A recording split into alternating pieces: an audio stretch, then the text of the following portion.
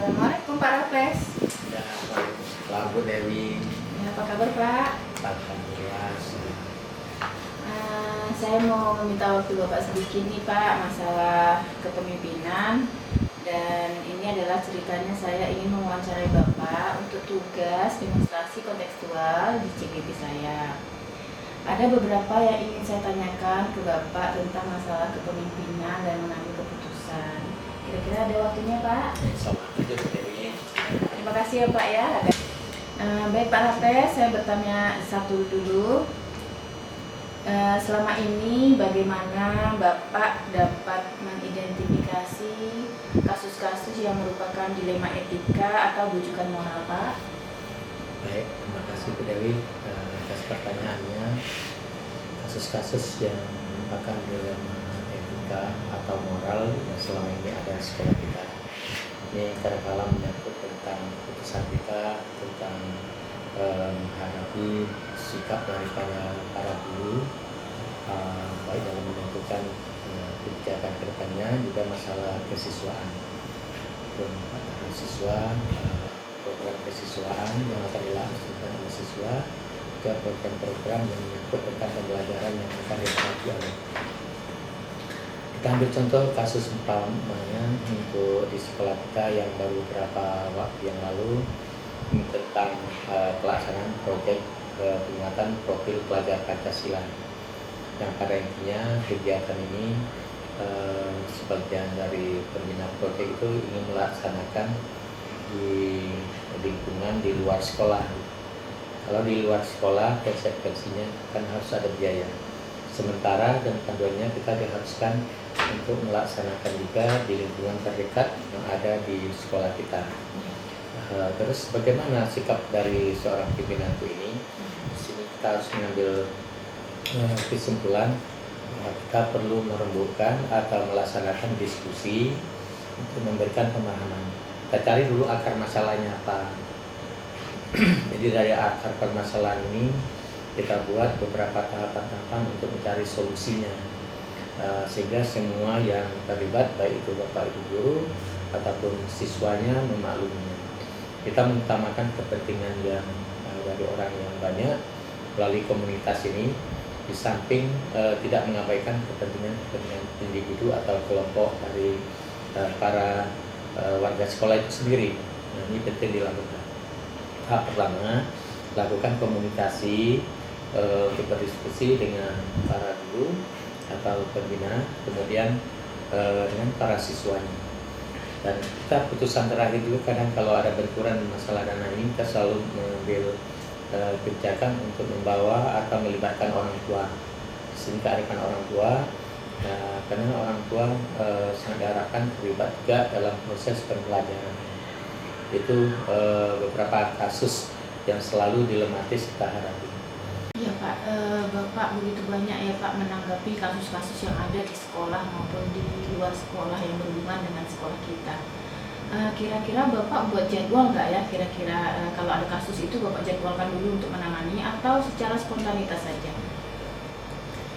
Terutama kasus-kasus yang menyangkut dengan guru tidak termasuk ya kasus-kasus yang insiden umpamanya. Ada kasus yang insiden. Kalau kasus pembinaan guru untuk masalah-masalah yang dihadapi, apakah itu dalam pembelajaran, program perhatian, saya punya agenda sendiri yang memang saya jadwalkan. Kebiasaan pembinaan di individu. Juga secara rapat itu dua kali sebulan kita melaksanakan rapat koordinasi. Ini tujuannya bagaimana untuk mengawal terus, merefleksi terus kondisi-kondisi pembelajaran yang dilakukan oleh guru terhadap rambu-rambu sebagai seorang pendidik di kelasnya. Ini selalu saya sampaikan tiap rapat, jadilah guru yang digugu dan ditiru, tiap langkah, bicara, gerak, perkataan itu adalah inspiratif bagi seorang anak. Ini kan bahasa saya selalu, itu bagian dari kontrol terhadap guru-guru ketika melaksanakan pembelajaran di kelasnya. Ini segi moralnya gitu. Kemudian di jadwal pembinaan khusus saya punya, pertama menyangkut kualitas dan kedisiplinan guru. Yang barangkali di antara model ini kan ada 3 tipe gurunya. Pertama, ada yang memang disiplinnya di atas rata-rata, itu dari pemantauan aja saya sudah memaklumi. kemudian yang rata-rata sedang, yang akan dicari itu adalah yang ke bawahnya gitu. Kalau yang di atasnya cukup motivasi dalam apa, terima kasih, tapi yang mas kurang ini dan perhatian, itu perlu pembinaan. Karena pada intinya Bu Dewi membina dalam sistem manajemen itu 70 orang GTK itu lebih berat daripada 900 atau 800 orang anak.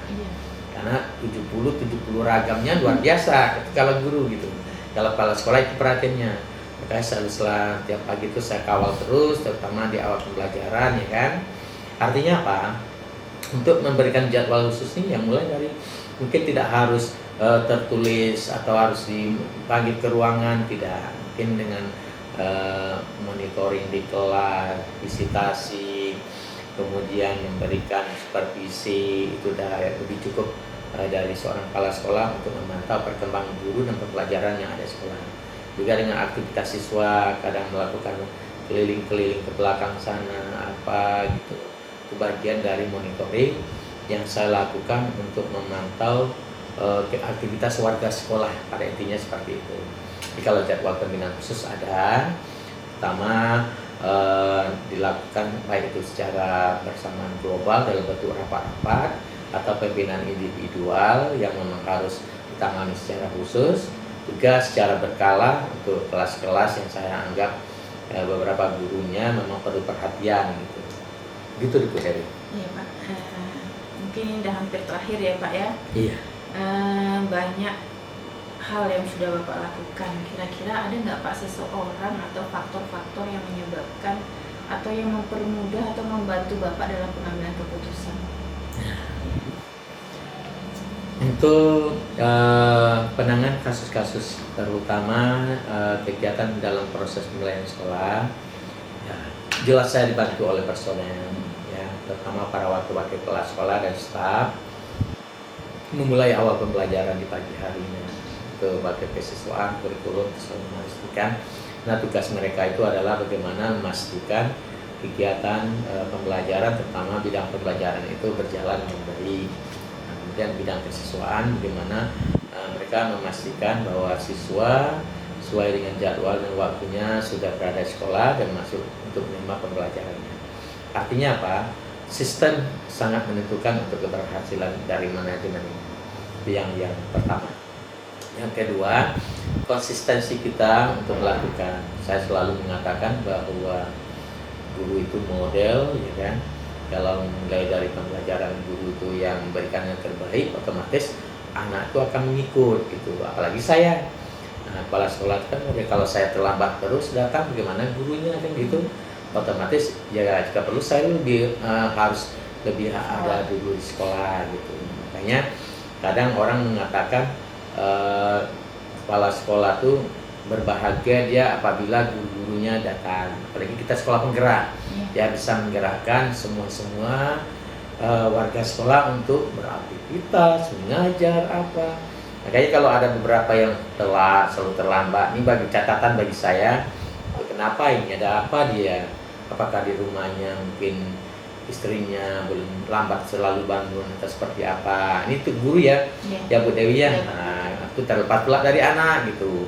Anak kita kadang melakukan refleksi, kenapa si A kadang ini, ada apa dia setelah panggil. Nah, kadang anak ini mungkin udah menjadi kebiasaannya karena di rumah tidak diawasi gitu. Orang tua selalu sibuk, pagi dah hilang, anak tinggal bangun bekerja di sekolah dengan perencanaan sendiri gitu. Jadi semua kait-mengait permasalahan ini, terutama individu yang unik-unik ini. Apalagi itu seorang guru kepala sekolah. Ini untuk catatan Bu Dewi.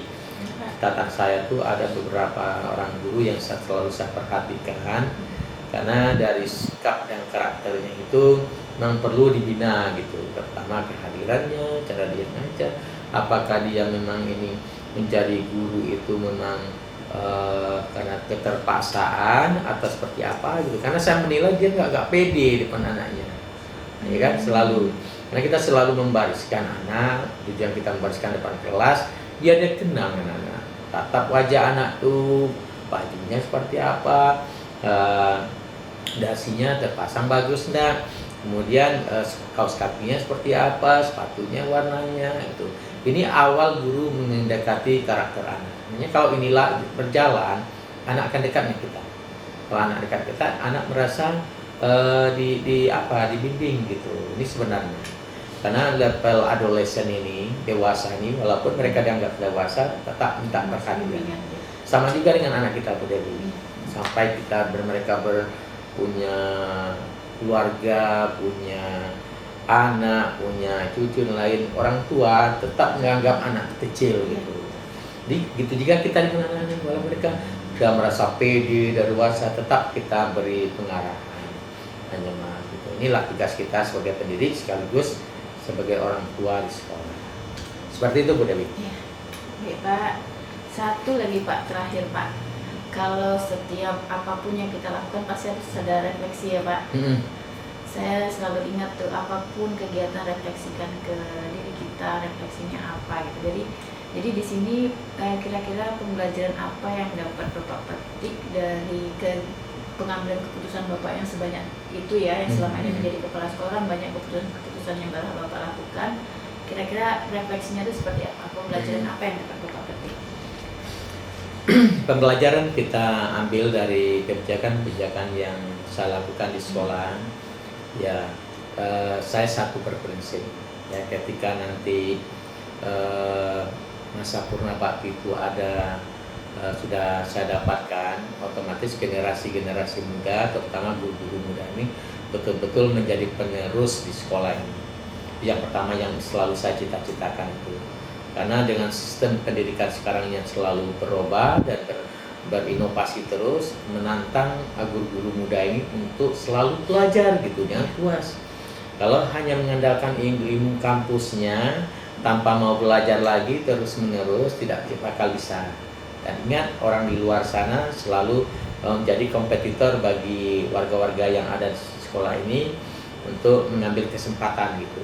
Itulah saya selalu seperti agak aku terus agak cerewet gitu ya, dimana guru-guru terutama rekan-rekan saya yang muda-muda ini untuk bisa andil mengembangkan sekolah ini sekuat tenaga. Jangan tanpa pamrih gitu, jangan diukur dengan patokan-patokan, apalagi diukur dengan uang. Ini ada uangnya, ini apa gitu. Karena nanti tiba masanya regenerasi itu bakal ada. Kemudian Bapak Ibu semua termasuk Bu Dewi sebagai katalisator untuk perubahan ya transformer untuk pembaharuan nanti untuk sekolah ini. Itulah harapan saya sebenarnya. Itu tujuan akhir kenapa tiap-tiap pembelajaran yang saya berikan, apa kadang saya dalam keadaan keras mengingatkan atau kadang memberikan warning, apalagi mungkin memberikan reward, tujuannya hanyalah untuk motivasi semua warga sekolah peduli dengan anak bangsa ini. Pembinaan SMA 1 yang notabene adalah sebagai model ya. Lagi kita sekolah penggerak, kita harus bisa menggerakkan semua warga sekolah yang ada. Itu prinsip saya. Makanya kalau ada kegiatan yang lambat, yang apa ini, apalagi misalnya ini memang terkesan saya harus turun tangan gitu. Artinya apa? Inilah tugas kita bersama, bagaimana Semansa tetap number one, nomor satu, sehingga nanti anak-anak Dumai memandang Semansa ini sebagai tempat harapannya untuk menuntut ilmu dan mengejar cita-cita masa depan mereka. Seperti itu Bu Dewi. Terima kasih Pak atas waktunya.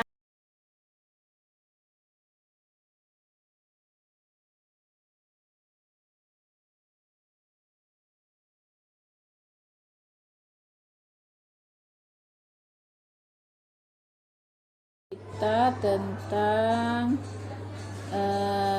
mengidentifikasi kasus-kasus yang merupakan dilema etika atau bujukan moral. Selama ini Ibu lakukan itu enggak ya? Tentu melakukannya ya Bu ya, untuk mengidentifikasi kasus-kasus baik dilema etika atau bujukan moral itu. Tentu yang pertama biasanya saya merefleksi diri Bu, kemudian memetakan. Nah, jadi dipetakan apakah yang mana sih kasus ini yang urgent atau bisa ditunda. Jadi kalau urgent ya langsung diselesaikan begitu. Kalau bisa ditunda ya kita masih bisa merefleksi kembali, memikirkan kemudian masih bisa berdiskusi dengan teman-teman kita dan lain sebagainya, tergantung kasusnya apa. Seperti itu, Bu.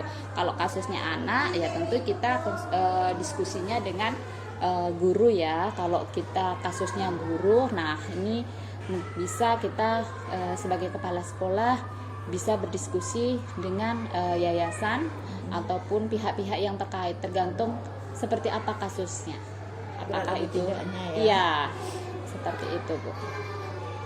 Yang jelas tadi untuk mengidentifikasi masalah itu ya, yang pertama kita merefleksi, yang kedua itu kita pemetaan ya, Bu ya, memetakan apakah yang mana yang urgent dan yang tidak, itu aja.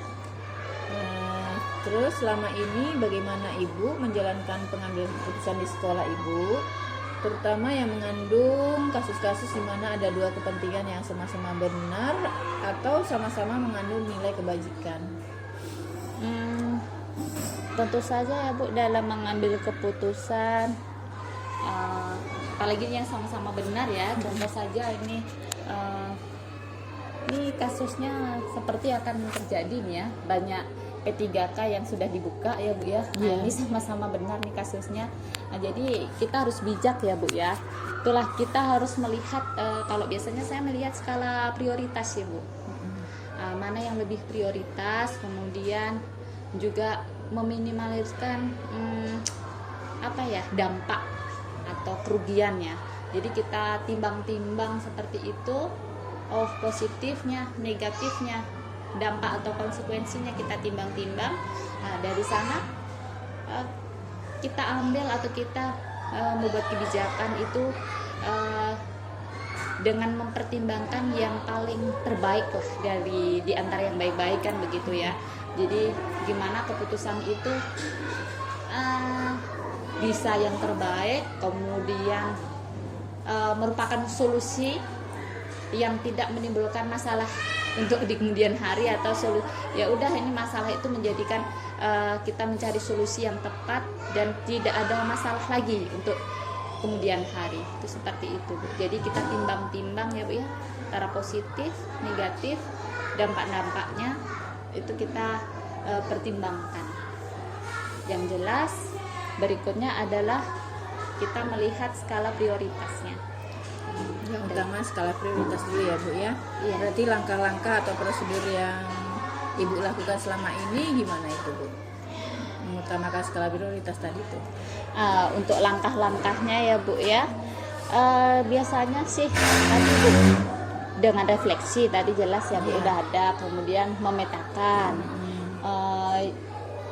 apakah ini urgent atau tidak. Nah, kemudian kalau urgent tentu kan harus penyelesaiannya di tempat, diskusinya di tempat. Misalnya saja ada kasus anak kecelakaan dalam sekolah, tentu itu kan harus langsung di situ, harus cepat. Kemudian tentu ada standar operasionalnya ya. SOP-nya misalnya ada anak yang kecelakaan atau ada anak yang mungkin gara-gara olahraga kemudian mimisan dan sebagainya, itu kan urgent ya. Berarti itu kita lakukan SOP kecelakaan pertama ya pada anak gitu. Kemudian setelah kita melakukan tadi ya ada pemetaan, kemudian langkah berikutnya adalah tindakan ya, Bu ya.